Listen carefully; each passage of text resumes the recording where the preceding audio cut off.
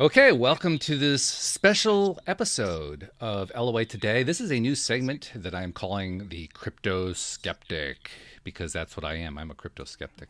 I have actually been aware of cryptocurrencies since Bitcoin first came out in 2008, well ahead of where most of the population was. And when I first looked at it, I said, yeah, okay, sure. And didn't do any mining. I kind of wish I'd done some mining. I didn't really believe in it at all, but I kind of wish I'd done some mining because I could have sold it to the speculators for a fortune later on. But I didn't do that, so live and learn. But that's okay. It all works out. Everything works out well, as we all know.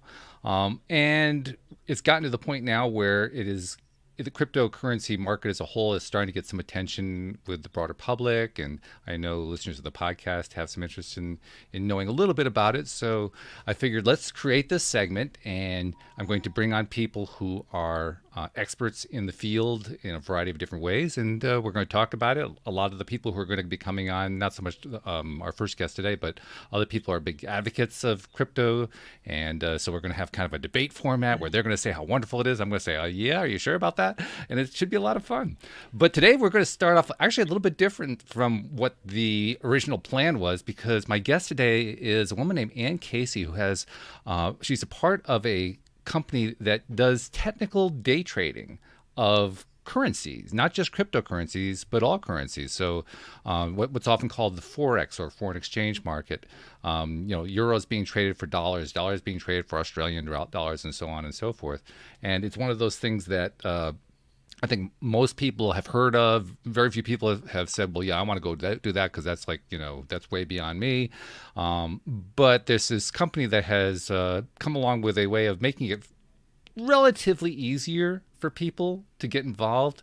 And why would you want to get involved? Because the people who learn how to use their trading software can actually make some pretty good money. So, there's a pretty good incentive that goes on there. But we'll get into that in just a moment. First of all, Ann Casey, thank you very much for joining me on the program today. How you doing? I'm wonderful, Walt. Thank you for having me.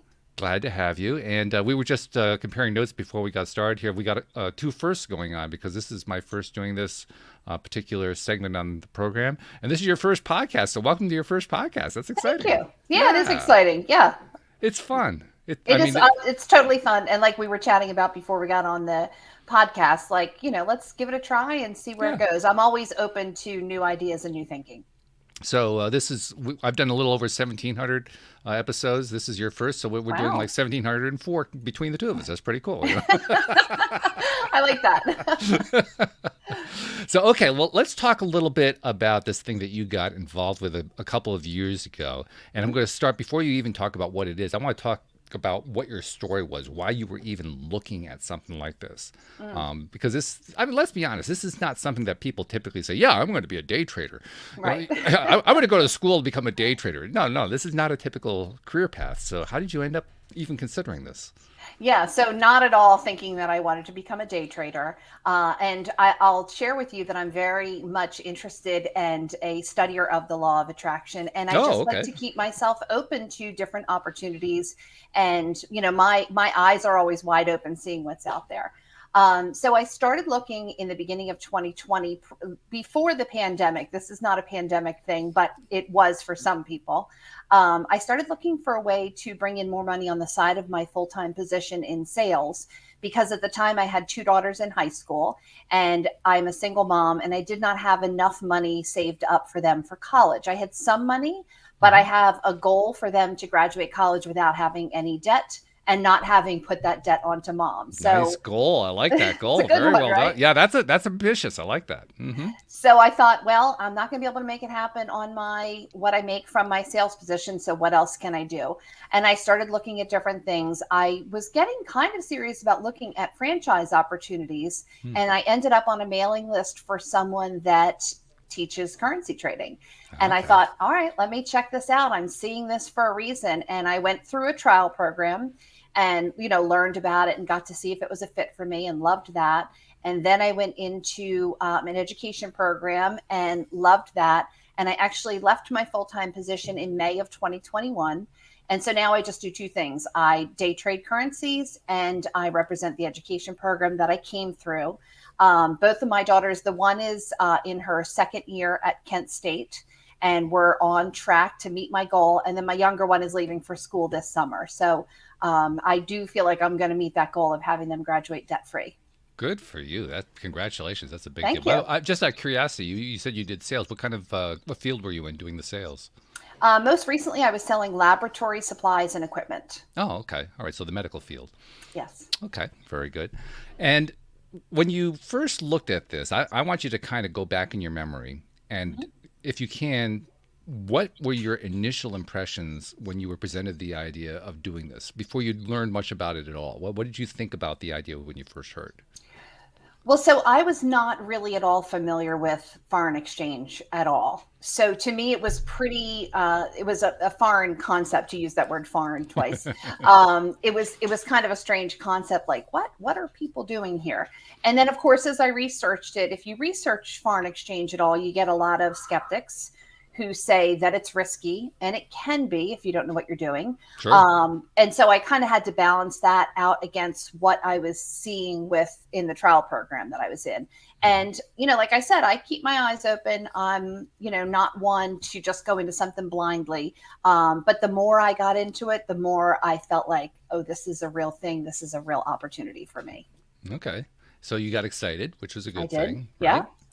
Well, as a salesperson, you know how important it is to get excited because when you're excited, you do a better job. You sell your product better, you represent your company better, all that kind of stuff. So excitement's good.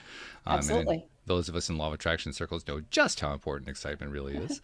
But on top of that, you also you did it in a way that was, I'll put it this way, you had both feet on the ground. On the one hand, you knew there were risks involved. On the other hand, you were willing to take a look at it. And it's kind of a balanced approach, which is a good thing to do. But you still had to overcome, I'm certain, reservations, concerns. Because, okay, yeah, you probably were seeing early on that you could get some success using their simulator and so forth. But what were some of your concerns even at that point? I mean, because if you go at any of these kinds of opportunities that you can do out there in the wild, so to speak, you're going to run into concerns practically every day until you finally get to the point where you're really comfortable with the whole thing. So what were some of those concerns you had early on? I mean, obviously, is this going to work for me? Now, initially, I was just looking to bring some money in on the side to support the college bill goal. And so I was able to do that early on. And then as it grew, then I started thinking, can I get rid of the full-time job completely? Like, is that a reality? So is the income, is the opportunity there to support what I'm looking to do? So, it's like everything else in life. It comes in steps. It's not a get rich quick thing. It is a skill that I'm still continuing to learn every day. And I expect to continue to learn for many more years to get better and better and better at this. So I think the more that I learned and the more that I practiced and got my feet wet in what I was doing, the less my concerns became. I still do, occasionally think like, can I get to that level that I want to get to? That's kind of life and how our brains work is like, is this really going to get me to where I want to go? So I continue to stay open, but I haven't seen anything yet that makes me doubt this at all as far as what my goals are for currency trading. Wow, that's pretty good. That's actually kind of remarkable when you think about it. It Because, is. I mean, I would have thought that there'd be points where you say, well, geez, I'm not so sure about this part. That part looks pretty good, but this part doesn't. I'm not so sure there. And from what you're saying, you didn't encounter that. That was just not part of the experience. Yeah, nothing significant. In fact, I'll share kind of a law of attraction story with you since you and your audience are minded for that. When I first went out for my first in-person training as part of my education program, the founder of the company I was there for training on Wednesday and Thursday, and the founder of the company was going to be speaking on Friday. And so I extended my trip out to include Friday. And I certainly thought that he would be speaking on trading. Like that was kind of the natural assumption there. And it was an all-day session. And when he started the session, it was all about who you are as a person and how you're showing up in the world and being a person of integrity. And I really that was the moment for me that I thought, these are my people. I'm in the right place. This is the right opportunity. I have a connection with that founder because of where he comes from. And I had not had that feeling with other things that I've done professionally where I feel like, okay, these are my people. And I felt that here. That's a great feeling. That's a Yeah, very it's great excellent. feeling. I got chills as I told you. So Yeah. Yeah.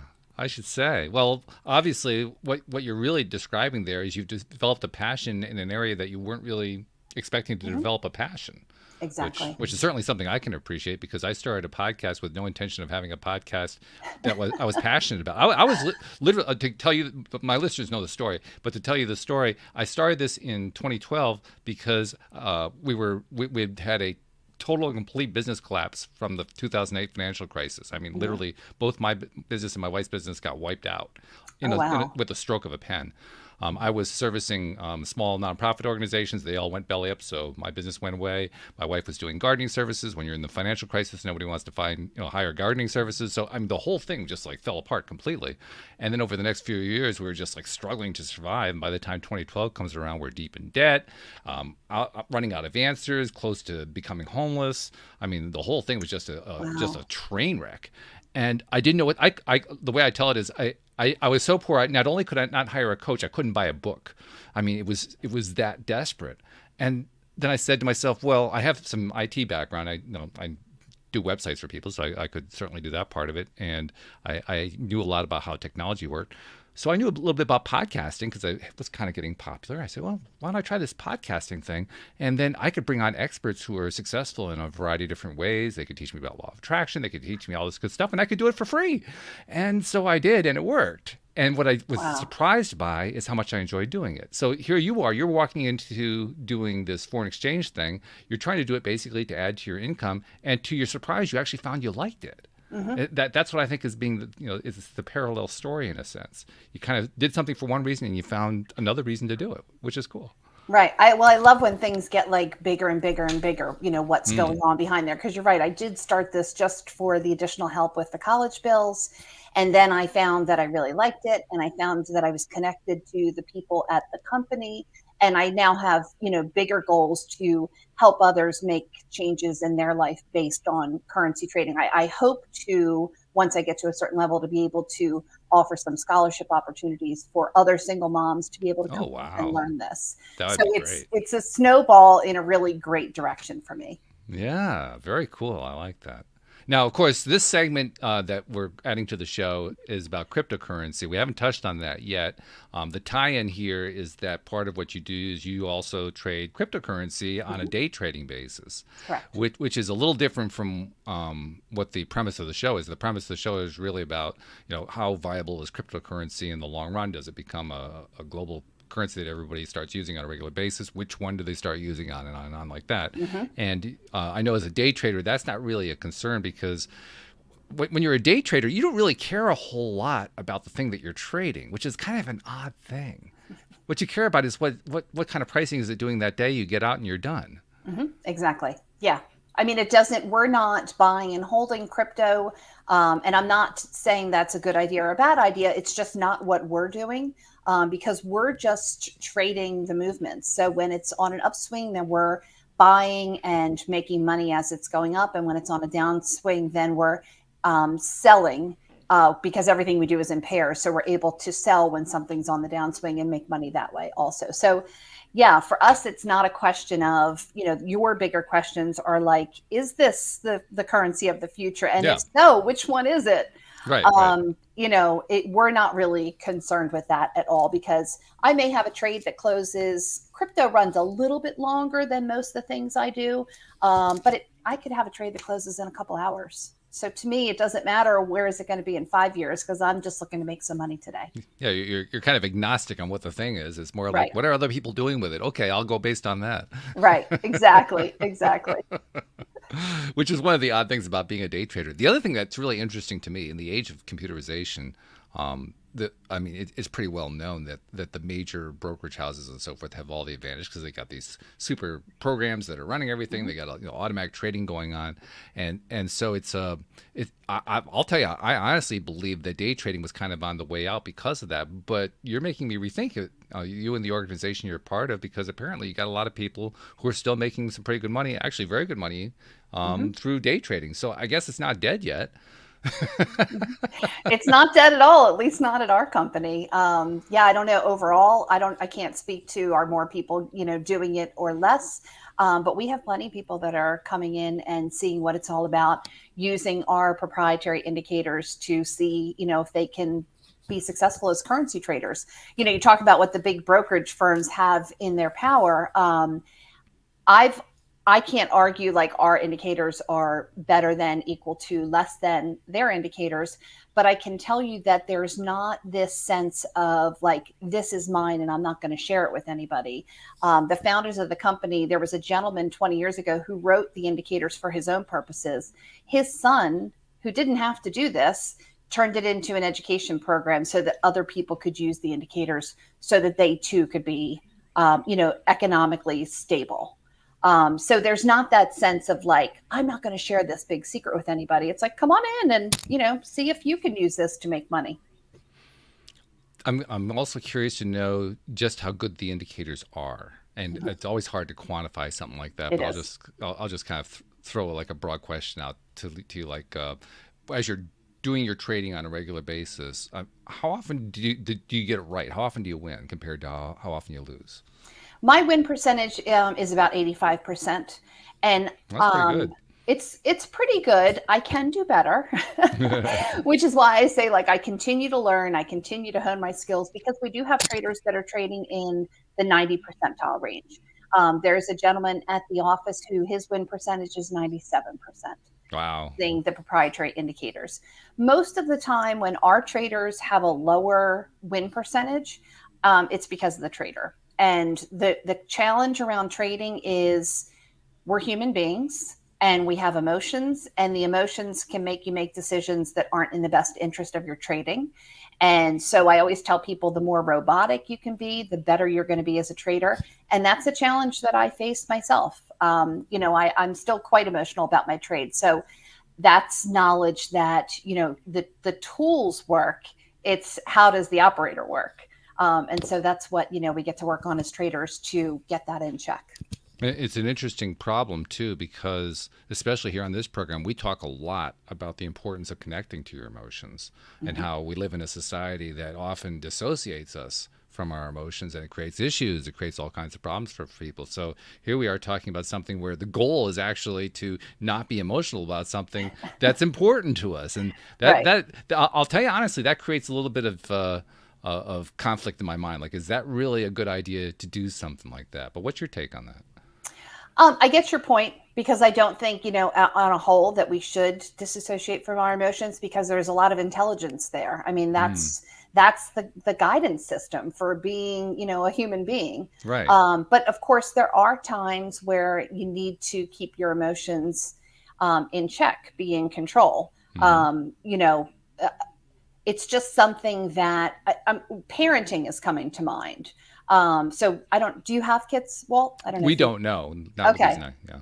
So, I mean, one of the things that, came to mind for me is when I'm having something going on with one of my daughters that I need to address, two teenage daughters, there could be a lot of emotion going on. So it's best for me usually to keep my emotions in check so that I don't escalate along with them. And so that's a time that I feel like it's important for me to not disregard my emotions, but just be in control of them. And I think it's the same thing with trading. If I take a trade that goes against me, and I let myself feel that like, oh, I lost a trade, then I'm getting myself into a place emotionally that isn't going to serve me. And so that's kind of what I mean of like being robotic, like not letting that carry me away. Because what happens is people take revenge trades, and those don't usually work out that well. So if I keep myself in check and remember what my goals are and what my plan is, that's what I'm talking about being more of a, putting your emotions in check so that you can be a more successful trader. It's interesting that we're talking about this because one of the concepts we talk about here on the program when we're talking about how people are wanting to attract what they want into their lives, and they're dealing with resistance points, and they're dealing with the fact that they're human beings and they make mistakes and things Mhm. like that. But one of the things that we talk about is appreciation, and it's actually we consider it to be the highest vibration that there is. We consider it to even be a higher vibration than love for reasons I won't get into here, but it's a very, very high vibration from our viewpoint. And the reason for that is when you can really appreciate the highest level of appreciation is where you can appreciate things that you wouldn't normally like, things that would rub you the wrong way. And it's the hardest thing to do. It takes practice. It can be done, can be learned. But if you can learn to appreciate the things that, one of the words we use to describe it is a transgressor, something that messed us up. If you can learn to appreciate transgressors, then your life gets really, really easy. Once you learn that skill. And it strikes me that's very much what you're trying to learn with the trading. When a trade goes against you, if you can find a way to appreciate what happened, to learn from it, to maybe make yourself better, but also to realize it happened for a reason. And if you can embrace the reason rather than pushing the reason away, you're actually going to be stronger for it. Definitely. I mean, I've always told my kids there's more to be learned in the loss than in the win. So don't be mad about the loss. Like, what can you learn here? And so it's the same thing with trading. I can look back and say, should I have seen something differently? Could I have done something differently here? Should I have not taken that trade? And it's in everything. It's in everything that doesn't go the way that you wanted it to go. Take a look at it and see what the lesson is there, or the gift or the opportunity. Like you said, not always easy to do. No. But that's the human process here, is becoming, better at doing that. Yeah, well, it takes practice, right? It does. We're talking about a skill. We're talking about a skill that the average human being doesn't develop. And so we don't have a whole lot of population that are doing along with us, but there are some who do. There are some. I kind of feel like most people aren't even thinking along those lines. It doesn't even occur to them. In many cases, that's true. Yeah. Yeah. It's just not part of the thought process. And, well done to them for getting to that point, right? Right. But I also know there isn't a human being on the planet. I don't care who you're talking about. There's not a single human being on the planet who hasn't been on the other side of that equation. So, if you've been through the other side, you have at least some appreciation for it. And if you've gotten yourself trained where you can actually think that way and appreciate that way, maybe appreciate is almost a better way of describing it than thinking, then you've just basically retrained yourself to be a better you. So, you still went through the training. You still went through the growth. I love that. And we all go through the growth anyway. I mean, it's not like it ever ends, right? Right. The moment the growth ends, you're dead. You're on, you're moving out of this life, transitioning into the next one. The growth is done, right? Time for your last breath if you're not going anymore. Yeah, exactly. Yeah. So, And then we get to go on to that adventure, whatever that is. Right. Exactly. Yeah. Which is that's the way we love looking at it. Like, death is not a thing to get all upset about. It's like, okay, what comes out? In fact, I'll tell you a little story. My wife, her mother died when she was 21, I think, from a series of strokes. Oh, wow. And then her father remarried twice. The second woman that he remarried, a woman named Ruth, my wife had a very poor relationship with for a number of years, but they mended it over time. And by the time Ruth was at the end of her life, they had a really, really good relationship. So there's a nice storyline that goes on there. We knew when she was going to pass. She had gone through some medical stuff. She was up there in age, in around 91, 92, something like that. And she had pretty much decided she was going to go off the meds. And the doctors told her, okay, well, that means that's pretty much the end of your life. So we went to visit her last time, knowing we were going to see her for the last time, which is kind of an odd thing. You don't normally know that, right? But we knew in this case that was the case. And sure enough, she passed a couple of days after we were visiting her. But she was lucid. She was totally alert, everything. She could communicate just fine. And so Louise and Ruth said their goodbyes. And as we're going out the door, I turned to Ruth and I said, "You're about to go on a great adventure." And she gave me this look, this quizzical look, like, what are you talking about? But you could also tell there was a little sparkle there because I think she knew what I was referring to. And thinking about it as an adventure, I think it was just a different thought for her at the time when she needed to do it, because she was about ready to transition. But if you think about it as an adventure, wow, all kinds of cool things can come out of that. Oh, definitely. Yeah, I mean, I think when we grieve, it's because we're grieving for what we're losing. If I lose somebody in my life, then I'm sad for me. Yeah. But, unless it's like a really young person, if it's, particularly somebody that's lived their life, then there's a sense of like, wow, I'm happy for you. Like, you get to go on to that next step. Mm-hmm. Yeah. And I don't know what your beliefs are. My beliefs, and many of our listeners believe, It's pretty cool when you get over to the other side. I'm There's nothing pretty to sure dread it, over there. yeah, I'm pretty sure it's a great time over there. Yeah. I'll tell you a story I've told before. When my father passed in 2008, before the financial crisis, he passed in March, and when he passed, he'd been suffering from Parkinson's, so we were actually kind of glad when he passed on. But after he passed, a week later, my sister, who has a little bit of psychic ability, got a message from him, and she realized it was him. She had literally just been taking classes on how to develop psychic ability, and she got this connection through from him. And my sister, being my sister, the very first thing she said to him was, "What's it like on the other side?" Oh, good. Did she get an answer? She got an answer back. The answer back was that it was festive. Festive. Oh, I like Which, that. by the way, was how I knew that it was a genuine connection that she'd made, because my sister would never say festive. She would say amazing, fabulous, incredible. I mean, she's almost a drama queen. Festive would not be in her vocabulary. It would Right. definitely be in my dad's vocabulary. Oh, I love that. Yeah, Very cool. And I yeah, think, yeah, I mean, that sounds accurate, doesn't it? it Festive is a does. good word. Yeah, I think it's a perfect word.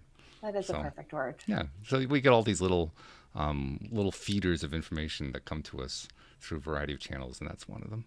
Yeah. But anyway, let's get back to what you do. So tell people who are interested, what do they expect? What should they expect if they're even looking at this thing? What should they be looking at? Sure. Yeah. So, I mean, there's two ways that people get started with us. And everything is just really like, come check it out, see if it's a fit for you. Hmm. The first thing, one of two things that I do for people is I'll do a demo trading session where we get on an online meeting. I pull up the indicators, I roll back time to any date that the person chooses, and we just use a really basic understanding of how to read the indicators, and we look for trades to set up. And that's just to give somebody a feel of like, what is this like watching the indicators and, you know, placing trades and what that all feels like. And so that's one of the things that I do. And my hope is that if they feel that that's something that they're interested in exploring more, that then they go into our trial program. Our trial program is a length of time up to 30 days where they can use our indicators. They have training videos to watch, webinars to attend. They are able to place practice trades, both live and historical, and they meet with a company trader for guidance and getting their questions answered. And there is a charge for that. The charge for that is only $10, and we donate that to a charity. In fact, in the first quarter of this year, we donated $9,000 to St. Jude's Research for Children. Oh, nice. Yeah, so it's always a really good cause, and we donate that money. So we're not making any money off the trial.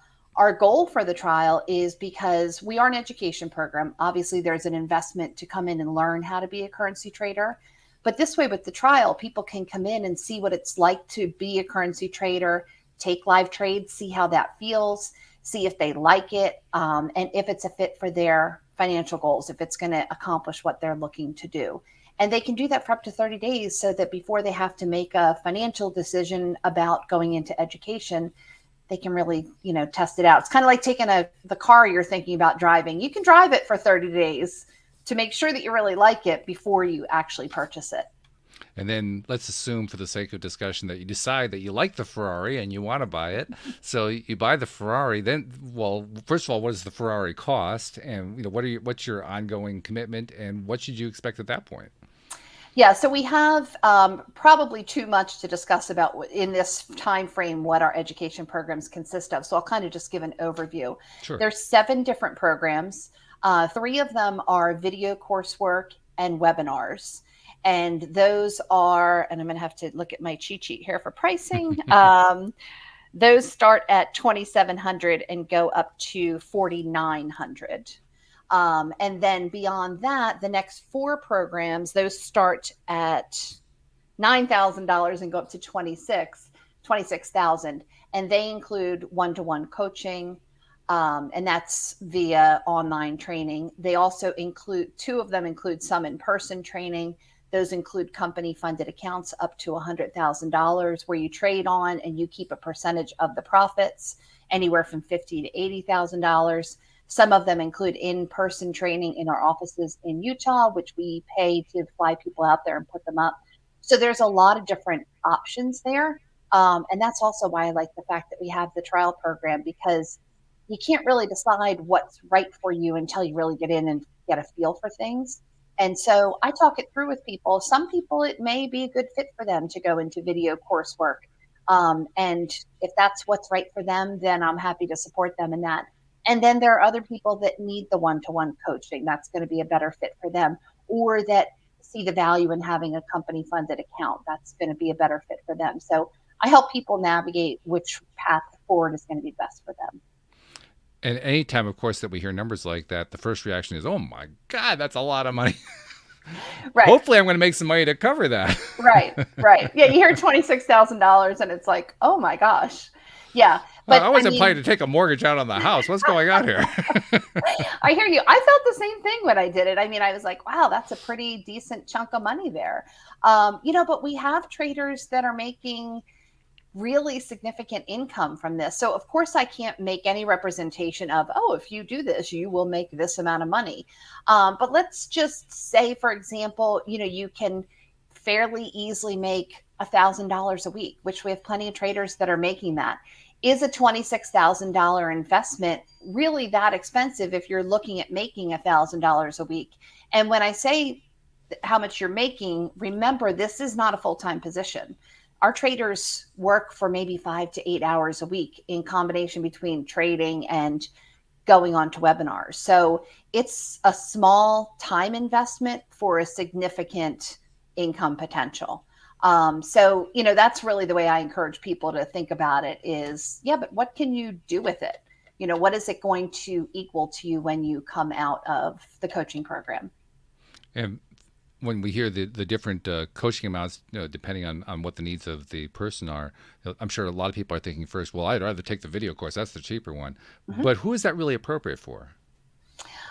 There are people that come in that already have experience trading and they're looking for better strategies, better knowledge around trading to improve the skills that they have and to use our indicators once they see how well they work. So the video coursework is a good fit for those people. And I do have people occasionally come in, they don't have experience, but they just pick up on it really quickly. And so if they pick up on it quickly and it comes easy to them, then they may be a good fit for the video coursework as well. Okay. Well, that seems pretty straightforward then. Obviously, what we're touching on here is the elephant in the room because there's an investment that's involved in this. It's a significant investment. You don't want to do it lightly. You want to make sure you know what you're getting into before you even consider doing something like that. But by the same token, we're also talking about something where you have a potential to generate sizable income. I mean, you quit your sales job and start doing this. Right. I almost said full time, except you don't do it full time. Like you said, no. 5 to 8 hours a week. That's not exactly full time. No. That's that's like I'm going to do some work and then I'm going to take the rest of the day off. Exactly. Exactly. Yeah. I mean, I trade no more than an hour a day. And if I need to take a day off from trading, I trade at 9 a.m. Eastern Standard Time. But today I looked at the market and I didn't like the way that things were looking. And so I said, I'm not trading today. And I had some other things I wanted to take care of. But that's it for my trading. Once I'm done, I'm done. So then the rest of my time is spent doing other things. What's it like to have all that? I mean, I have some idea because I'm self-employed, but what's it like to have that extra time? It's fantastic. Right? I mean, it's it's what most people feel like they want because then you have the freedom to live your life as you choose. Now, of course, I am helping people look at the education system, so that takes time. So I'm doing things like this and I'm, networking and I have, advertising out there. So I'm talking to people from the advertising, but for the most part, I have a lot of time that I use as I choose to use it. What can you give us a teaser? Like, what did you start doing that you weren't able to do before? More time, being able to time for my kids. I go to all their events now. I'm able to, I don't have the stress anymore of like, oh, you have something coming up at school. I said that my one daughter's out in Ohio. If I want to be at an event for her at school, I can be there. My younger daughter plays sports. So when she has tournaments, I don't have any issue, being there because I have the freedom to work as I choose. And my trading is portable. It just takes a laptop and an internet connection. So I can always travel and, trade while I'm there. I just went to Mexico beginning of March with my older daughter. Nice. And I traded, my little time frame every day. And the rest of the time was mine to hang out and do things with her. Very cool. I like that. Oh, something else too. I forgot to ask the training program. How long does the training take? So it depends upon which program you're in. Of course, the video coursework you do at your own pace. Hmm. The one-to-one training where you're working hand in hand with a coach, that is either 6 weeks or 9 weeks of one-to-one coaching, followed up by an 8-week small group coaching course. So it's pretty long and ongoing. Even outside of coaching, though, once you come through the program, we have 14 webinars per week at various times. So, like I mentioned, I'm working on improving my win percentage. I still get on a webinar or two per week so that, I can continue to learn and get better. So that's what many of our traders do, is take advantage of the ongoing webinars as well. So the long answer is, Yeah. it could go on for as long as you choose for it to go on, as long as you want to continue to get better. Hmm. So in one sense, there's a short term limit, and like you need to allocate X amount of time. We'll call it 6 weeks for the purpose of the discussion here. That you're devoted to learning the whole thing, and then it's ongoing, continuing education. Let's put it that way Exactly. for the rest of the time that you're doing this stuff. Yes. So that makes sense. One other thought that I wanted to bring in here, we're ostensibly doing these segments about cryptocurrency, and I know that you're agnostic on that because you don't care when you're trading. You're in for an hour, you're out for an hour, and that's it. But I'm just curious to know what your views are on crypto, because that's, it's becoming a thing these days. And so just what do you think about the whole crypto thing? Do you think that at least one, maybe more than one cryptocurrency is actually going to gain a foothold with the masses? How do you think it's going to play out? Yeah, I mean, I think there's certainly that potential there. And I do, the interesting term in the title, the crypto skeptic. Like, I understand the skepticism, but I sometimes hear people say, like, "Oh, it's not real money," and I would argue that what is real money other than if you've bought and you're holding physical gold? Because the dollar bills that I have in my wallet, that's just a piece of paper. The money that's in my bank account, that's just a number on my computer screen. So is it really that much different? It's all electronic money or paper money. There's no, unless, like I said, I'm holding the gold in my hand, that's the only real money. So that part of the skepticism I kind of argue with. I don't know, a lot of people want to know, like, which crypto do I buy? Which is going to be the one? And I think crypto is so much in its infancy that I wouldn't say, like, oh yeah, this is the one. Get in there and hold it.